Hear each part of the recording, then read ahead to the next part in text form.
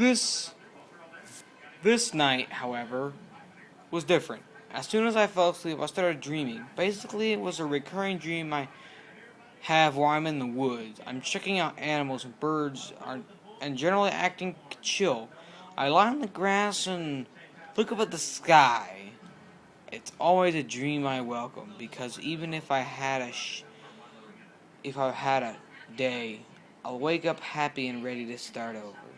This time, the script changed. I lay in the grass, but while I was staring at the sky, I felt something odd. It was a cold, squirming feeling at my neck. In the dream, I reached to my neck and pulled away a long, wriggly earthworm. Earthworms disgusted me. If I see one in the yard, I specifically get a shovel and heap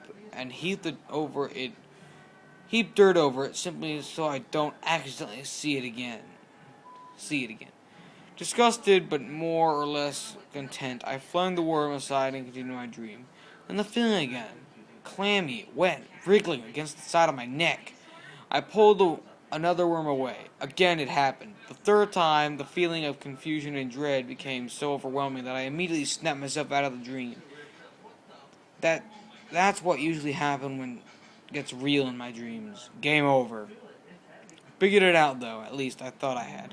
In the waking world, I felt my neck and discovered a slick, slimy film of skin. Logic dictated that it must have been drool.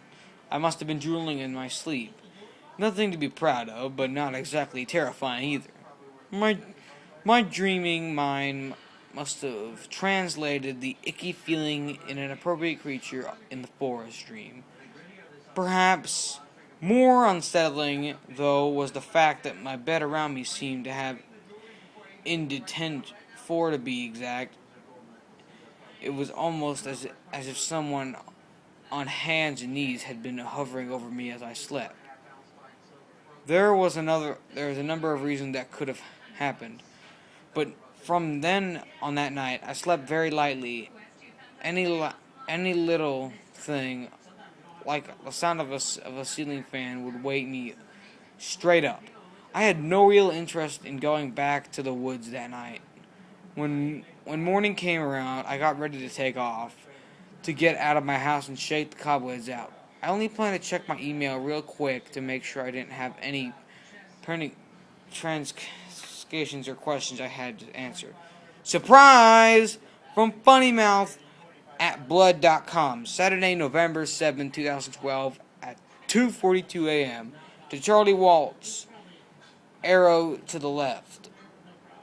C.H. Watts at refersales.com, arrow to the right. I had a good time to talk. To you can be fun again. You'll see what I don't like. Stop it. As you probably recall, I hadn't given this hat my email address. However, logically answers someone else on the channel must have. He obviously came back to hashtag refer sales, asked someone who I was, and the bag completely betrayed me, knowing I didn't give out my personal contact info. Although the email was dated 2:40, that was pretty much the moment I went to bed, when everyone in the channel was still idle. Even though I well and truly knew I was taking some sort of bail, I responded. From Charlie Watts, you already know the email address. Saturday, November 7th, 2012 at 9:29 a.m. to Funnymouth at blood.com. Yeah, bro, not exactly sure I want you emailing me. It was clear and to the point. There was no mistaking the message I was sending. And although I was snippy, I wasn't gouging him into replying by starting a flame war. But of course, from Funnymouth at blood.com, Saturday, November 7th, 2012 at 9:30 a.m. to Charlie Watts, you know the email. Come on, don't be so sad about it. I know you can like it. We will have fun a lot of the time. It's okay even. And in that, I blocked his address. Really, I shouldn't have done that in the first place. But I still had some sick sort of interest in exactly where this was going. Maybe if I put my foot down, he would admit he was just screwing around and called me a humorless wet blanket. When I saw it was just the same old bull, that gave me the green light to go ahead and shut the guy out. For what it's worth, you can relax at this point. The blocking stuck. There was no follow-up message circumventing the ban. After a few minutes, I assured myself that it was all over, and I went about my day. It wasn't until I got home at dusk that cold, squirmy feeling in my stomach started over again. And I had no idea why. Well, that's not entirely true. I had some idea. I checked my email. Nothing from Funnymouth. However, there was an email from George. George, from George G.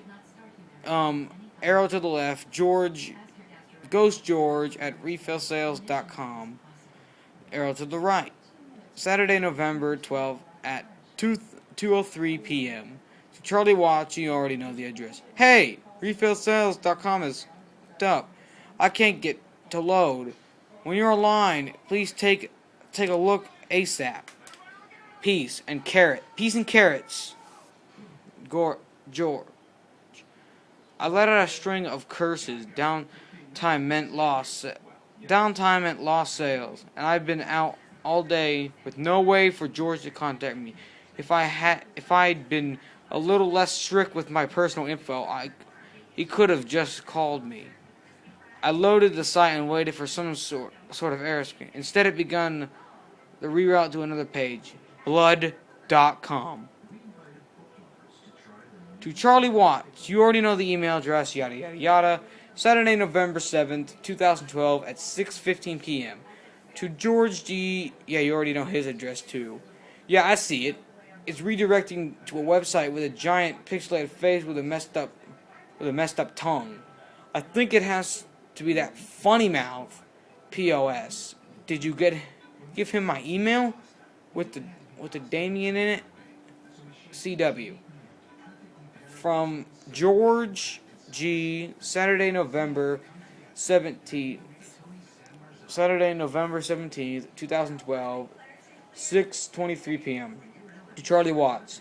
It's a 404-page, not a redirect. I want what you're smoking. All I get on blood.com is a coming soon notice. I didn't get any more. George. I'm done reading this. Har har. Very har har har. Funny. Then George emailed me a screenshot of the site giving me a 404 error, along with a coming soon notice from blood.com. He could have easily faked them, but why? I mean, if this is some sort of joke, it was pretty abstract and I didn't get it.